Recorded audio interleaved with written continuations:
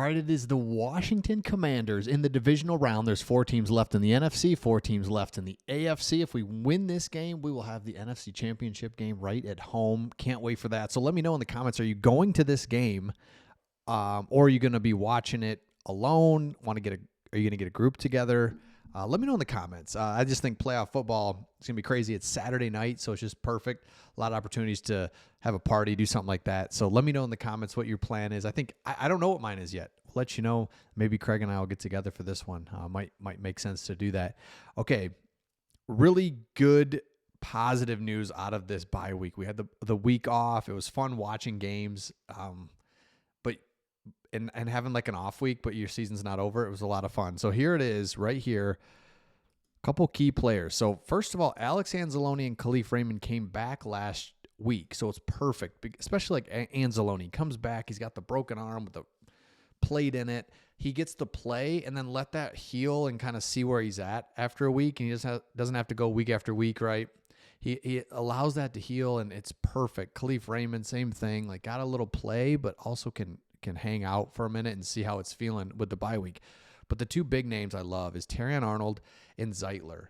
And Dan Campbell said both players were headed in the right direction, but did not promise they would suit up versus Washington.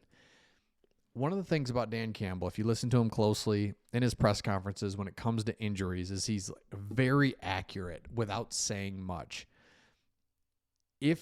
So the way he said that is just very encouraging. They're heading in the right direction, but he didn't want to say anything. You can't just come out and say, yeah, they're in or out. So love to see that, because if Zeitler's in, then our offensive line, knock on every piece of wood you can find, has been healthy this year.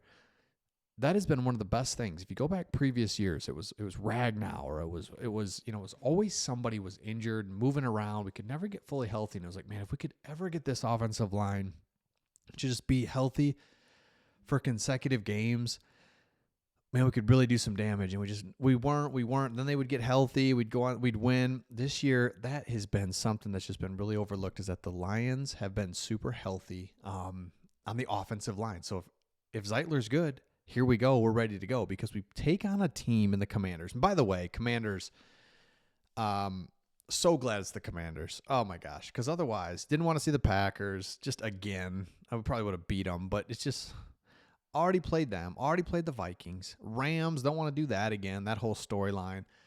Commanders, new, fresh. They're a great team and they're fun to watch, but they have a rookie quarterback. So hopefully, and he's playing great, obviously, but let's hope that we can get after him a little bit. We're going to be aggressive. We're not going to sit back. I love that. And then on defense, they just don't have an elite defense. They don't, right? But they've got key pieces like Bobby Wagner still playing at an incredibly high level. How old is that guy? So a lot of good stuff. We'll break it down more as we get closer to the game. But I love this matchup. Love the colors. Love that it's home. Love it all. So it's going to be great. Okay.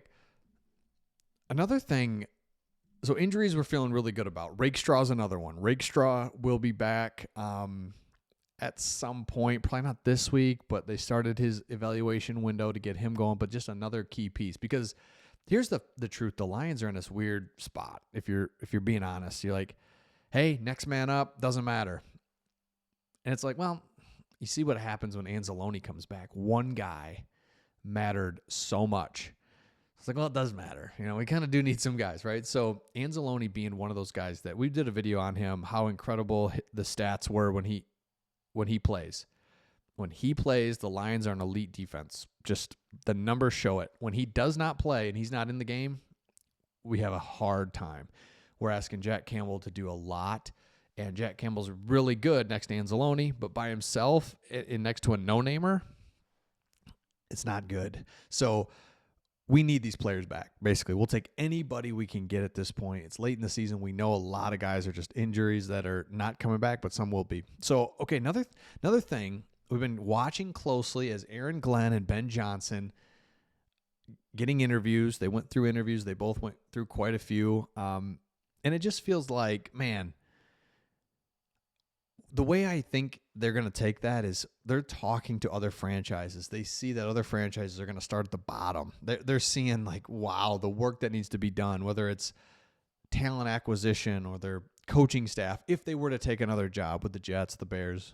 So I think they're just appreciative of this, where they're at right now. And I just think they're going to be really fired up to put the best game plan forward and really make things happen for these playoff games. And so I love seeing that. Now, another one is Detroit Lions assistant coach Jet Motkins has interviewed for the 49ers special teams coordinator position. So we know Aaron Glenn, Ben Johnson, Hank Fraley, Deshae Townsend, Chris Spielman. These are all names of guys from our current staff that have been getting interviews. Jet Motkins, who's worked under Dave Phipp. So, again, you're successful. You've got players. You're coaching guys to Pro Bowl levels, to all pro levels. You're winning games. This is going to happen. I put out a video about this the other day. Everyone yelled at me because I was like, oh, man, this is bad. And you're right. The more I look at it, the more it's like winning means good things for everyone, and coaches included. You go from an assistant coach to the assistant special teams, a special teams coordinator. You go from defensive line coach to a defensive coordinator. You know, there's promotions all over the place. And if you're a Lions fan, it's like, all right, at the end of the day, we got Dan Campbell, Jared Goff, all of our stud core players for a while. Like, we're good, which is crazy, right? We're good. Okay. Speaking of that, article was put out that I think is just awesome. Yes, we're locked into this year, but the Lions are going to be Super Bowl contenders for a while. We have franchise-altering players. As I watch the playoffs this weekend, it's like, man, the offenses just kind of look stale. You got some star players in like Saquon Barkley and Lamar Jackson, and I mean, there's star players, but scheme-wise, it just things are hard. The Packers. Everyone talks about LaFleur being this like genius. It's like they're slow in and out of the huddle. It's just point being, there's a lot of teams that had a lot of good things that make the playoffs, but we have all of it. There's not a weak spot when you start looking at scheme players, and then you look at Amon-Ra St. Brown, Sam Laporta, David Montgomery, the offensive line, Jahmyr Gibbs, Jameson Williams. Jahmyr Gibbs is like the best. He's the best running back in the NFL. I'm watching Saquon Barkley, and I'm like, yeah, I get it. Strong, quick. I totally get it. He's a really good running back. I would take Jahmyr Gibbs. It's crazy, right? Then defensively, Aleem McNeil proved he's unbelievable. You got Alex Anzalone, Jack Campbell. The secondary is unreal now. Aiden Hutchinson hasn't been there. On top of that, roster retention.